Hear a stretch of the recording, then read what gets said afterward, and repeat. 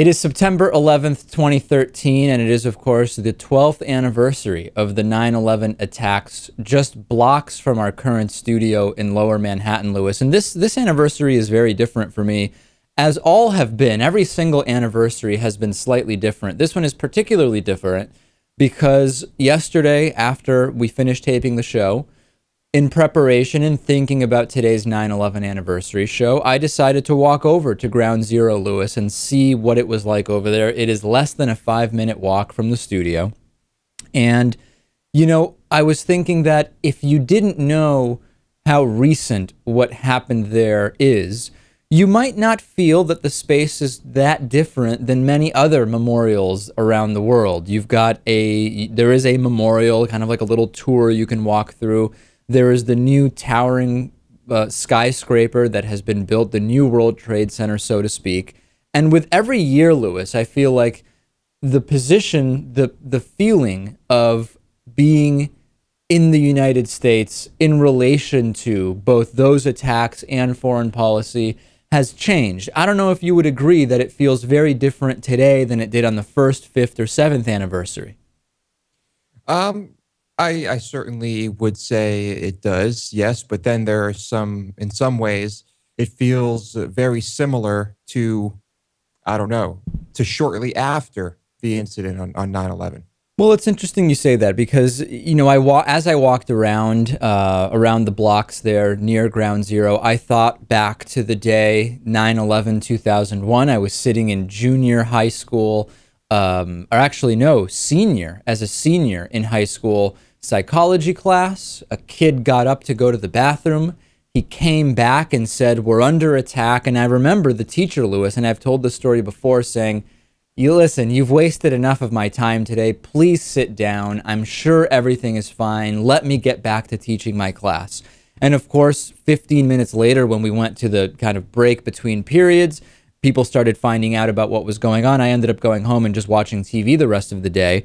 And to say that people were feeling terror in that moment, in that day, in the weeks and months that followed would definitely be an understatement. In addition to many other feelings, terror and fear were very strong feelings that people held.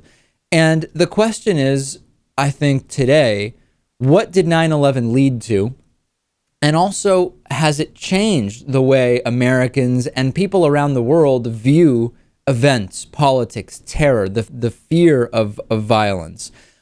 We know about the Iraq War. We know about the connections that were made between 9/11 and Saddam Hussein and Iraq that did not exist. And we now know that the entire war was based on false information, in part kind of a trumped up case specifically designed to make people conflate 9/11 and weapons of mass destruction and Saddam and Iraq.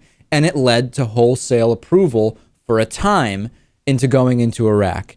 Did we catch Osama bin Laden? We did. It was our current president who oversaw that, not George W. Bush, who, of course, was initially the beneficiary of strong support, over 80% approval rating right after 9/11, and that, of course, deteriorating with decision after subsequent boneheaded decision that was made.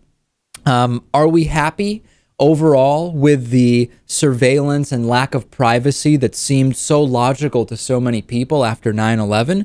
Not according to polls, not at all according to polls. If you look at data right now, do people feel safer today? I don't know. I mean, as I walked around, I was just downstairs for lunch here in Lower Manhattan, just blocks from Ground Zero, like I said, a very strong police presence, everything from individual security, private security that is around, security hired by the city, and of course, New York Police Department. Just downstairs from our building, there was a group of 20 or 25 New York Fire Department firefighters who were just kind of hanging out, making their presence felt.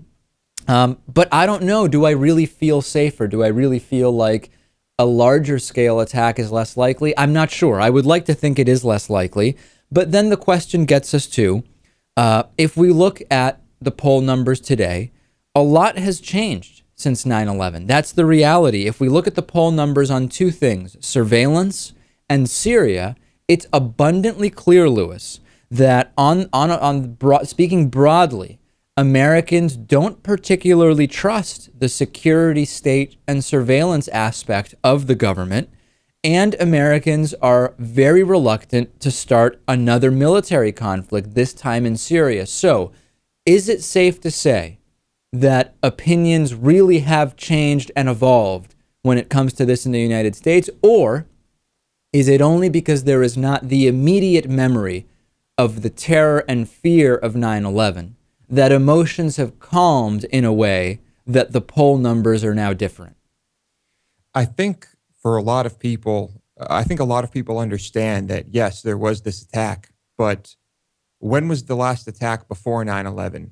And I know we haven't had one since, but the surveillance has not been this profound the entire time after the attack. No, it hasn't. It's certainly built, and there have been a number of different legal situations that have led to it. But also to say there has not been another attack, it really depends on how we define an attack. So I'm hesitant to say there simply hasn't been an attack, because we've seen different attacks on American allies. We've seen attacks on Americans in different parts of the world. We've seen any number of attempts. I mean, to say there has not been something on the scale of 9/11, that's absolutely true. But when you ask people, is it specifically because of what has been done since 9/11, I don't think that you have an overwhelming majority thinking that that's the case. No, I don't think so either. It's tough to say. You know, fear is a funny thing, because I think there's a chance that if we did not have any of this surveillance and any of this, I don't know, mentality, that people might be less afraid just by it not existing.